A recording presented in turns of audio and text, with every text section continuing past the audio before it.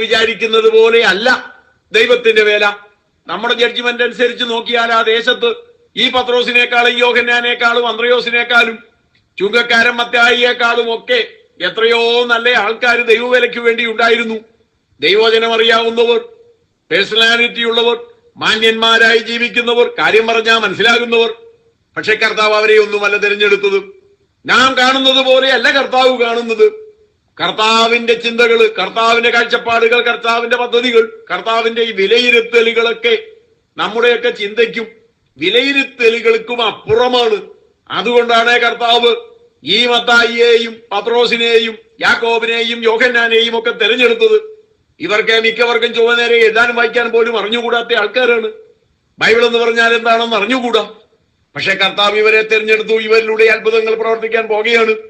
ഇവരോട് പറയാണ്, നിങ്ങൾക്ക് രോഗികളെ സൗഖ്യമാക്കുവാൻ ഞാനിത് അധികാരം തരുന്നു.